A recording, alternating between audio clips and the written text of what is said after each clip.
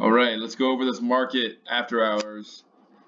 So we get a move down, and it's definitely impulsive.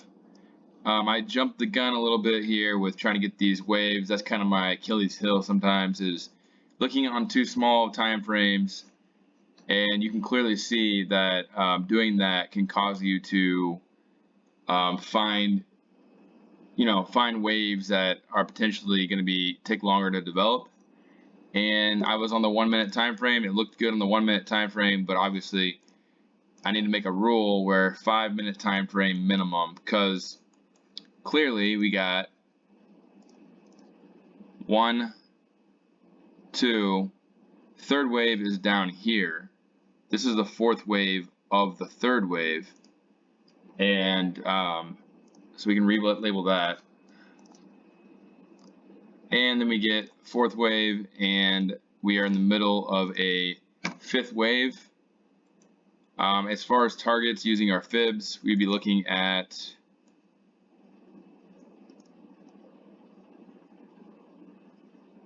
I would say potentially, if we get continuation tomorrow, we could potentially be looking at 390.21 all the way down to 389.30.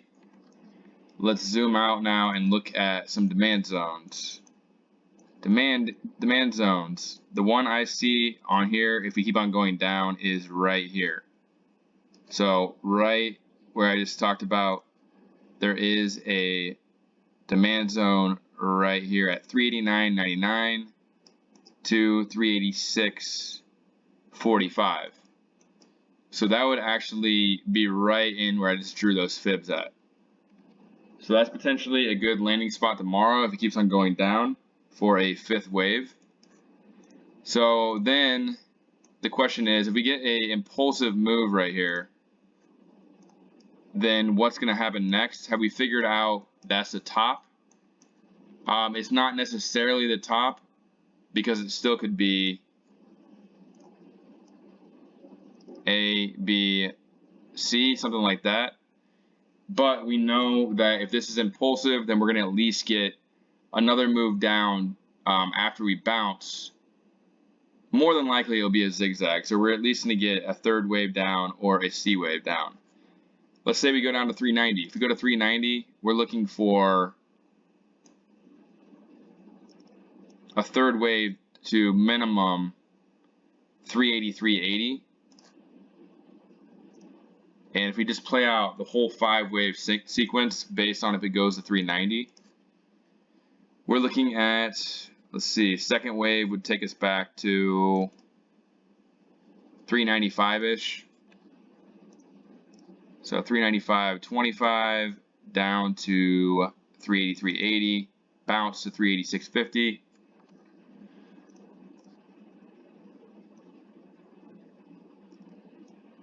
And just a projection, we're looking at, look at that, right in the demand zone that we're stuck in for a long time, right around 378 all the way to 376. So that would be a 5-wave move. If that were to happen, that would be my target right there. So we don't know if it's a 5-wave move yet, but that's potentially a 5-wave move. And if he came down here to 383, I would think that it'd be more likely that it's a 5-wave move, just because the demand zone is right down here. So he probably would make it all the way to 381 if he come down to 383. So that's kind of projection if this is a 5-wave move. Personally, I'm just waiting for a bounce now. I sold some puts, and I'm just waiting for whenever this bottoms to add more puts. So I would look for the 0.5 fib on a bounce, but I'm going to be watching it on lower time frames. If it ends up being a shallow bounce, then I would expect it to most likely be an ABC move. But we'll see. I mean, 5 waves is pretty much finished, so you can expect a bounce really soon after we potentially go all the way down to here and then bounce. So that's pretty much SPY.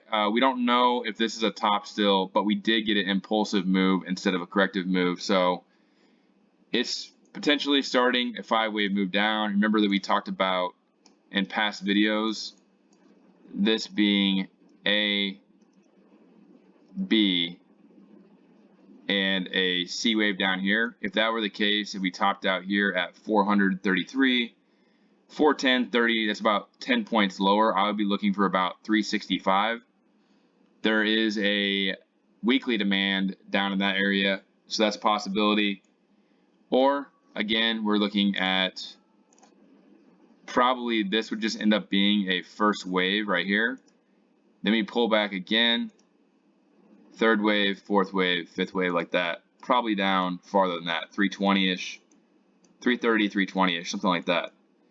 So this is likely just, this is wave one right here of whatever it's going to turn into be. We'll just follow it day by day and go day by day. Projections aren't going to really help right now. We just know it's an impulsive move. Tesla, as I said in the video earlier, came across the fourth wave line, hit the top of this parallel line as well, and I think we get an impulsive move right here. We get 1, 2, it looks like 3 right here, 4, and a 5th wave right here, and then it kind of just sat here all day as SPY kept on going down.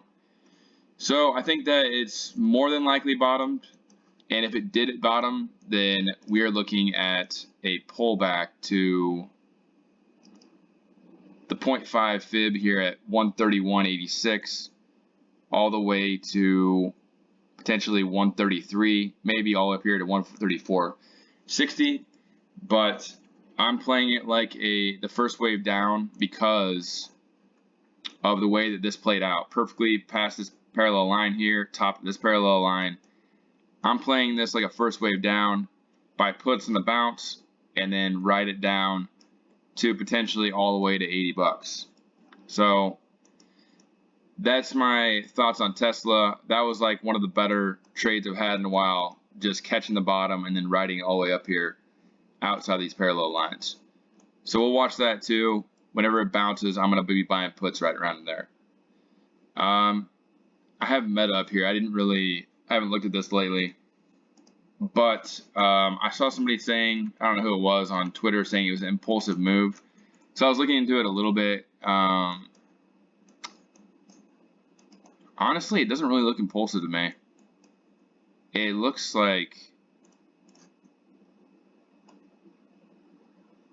pretty corrective to me. I don't know what that person was saying, but it honestly looks a lot like Tesla's bounce.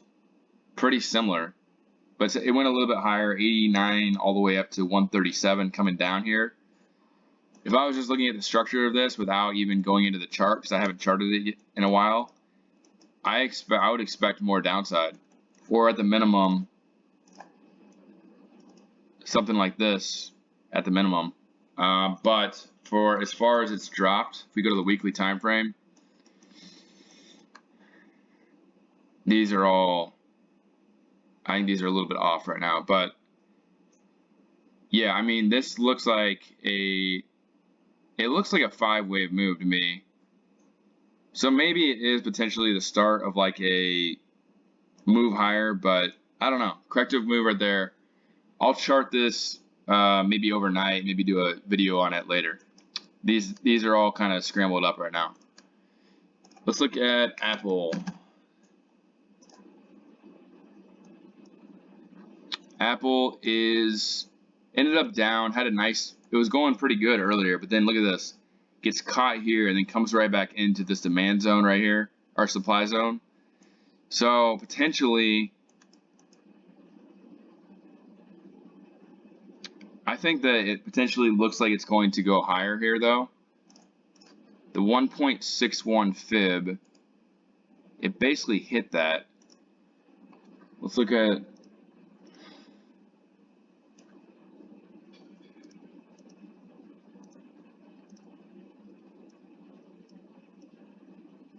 and look at that, it hit exactly on the parallel line. Because I have this as basically A, B, C. That's what I see. I think it's a B wave because this comes back into the, what is the A of A wave? And then this move, I bet you if I go on lower time frames, there's a fourth wave right here. Let's see. So a little fourth wave maybe right there. Yeah, 1, 2, 3, 4, 5. So I don't know. It looks like ABC is finished on Apple, and it came back into the supply zone. So that's pretty bearish, but it remains to be seen on Apple too. We just know that this is most likely an A wave or ABC finished, and we're going to start moving down. If we zoom out here, I talked about in past videos that I do believe there is one more move down. So this is ABC, X. I believe this whole thing, it could be either way actually. It could be, this whole thing could be ABC because it did come down here at the parallel line. So it's right in between the parallel lines for a corrective move. Or we're going to get a bounce here, which could be potentially finished here. That's an ABC pattern, and get a C wave down. There is a demand zone right here, but it remains to be seen what happens from here. It's just that this is a corrective move. We would want to see an impulsive move off the bottom. So I'm guessing, since I'm looking on higher time frames, I'm guessing that's just the A wave, but we'll see. Could be the top of it and we go down lower.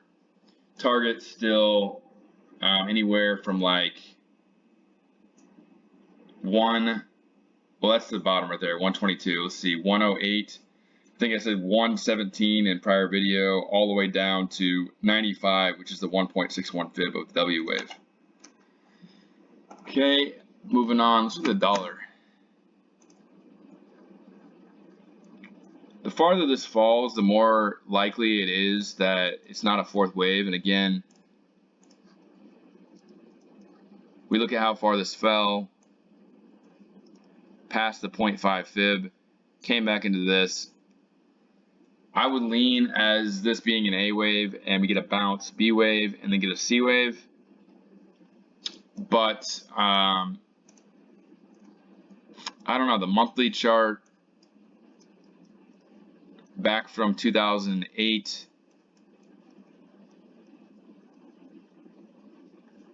it looked like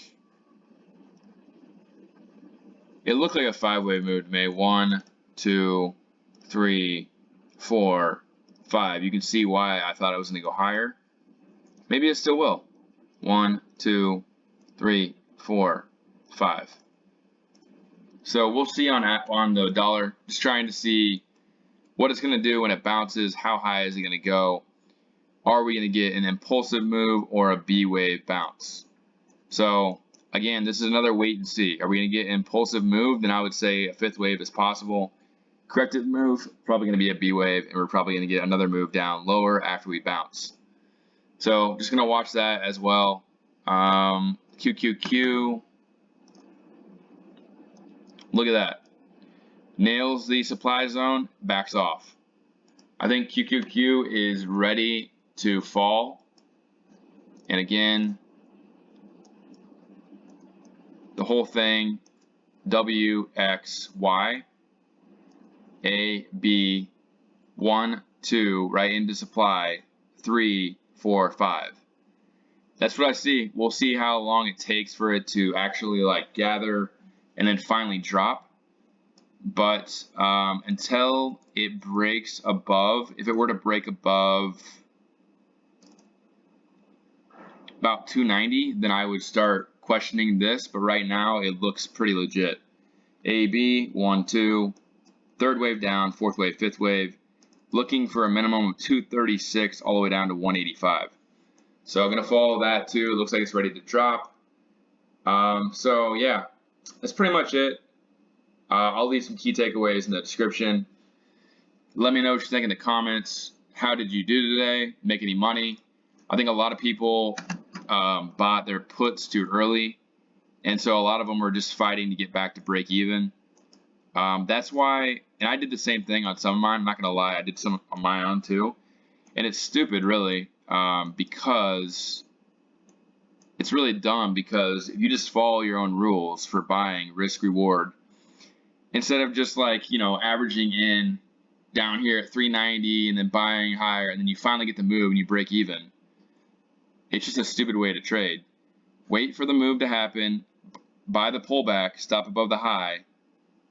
Again, one, you buy your puts right there. Third wave, fourth wave, fifth wave, you sell at third wave.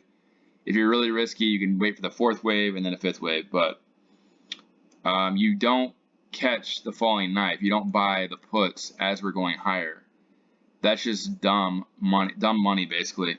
You're just giving your money and you're hoping that it's going to top out then. You wait for the chart to show you where it topped out and then you buy the pullback. So on this one right here, we went from 433 all the way down to 391.37. So if you're buying right here at 395.78, you're risking about $5 to make. I keep on saying this over and over because it's actually really simple. It's just you have to have patience. You're risking $5 to make $10. So 2 to 1 risk reward, and that's only at the 50% retracement. If you go to the 0.61 retracement, you're risking $3 or $4 to make 15. So that's like almost a 4 to 1. So yeah, you can see what I mean. Don't catch the falling knife on the upside either. Anyway, I think that's pretty much it. Like, subscribe for more updates during the day. We'll be watching tomorrow. If we get a bounce, we'll see what happens. We're looking for a bounce to probably, yeah, somewhere around 395 to 397. And it's time to buy puts there again. I don't care. Like, if you're wrong and it goes up here, that's fine. You risk the right amount to make a big move down, and you got to risk a little bit of money to make some money. That's it. Talk to you tomorrow. Good luck trading tomorrow, and hopefully you made some money today.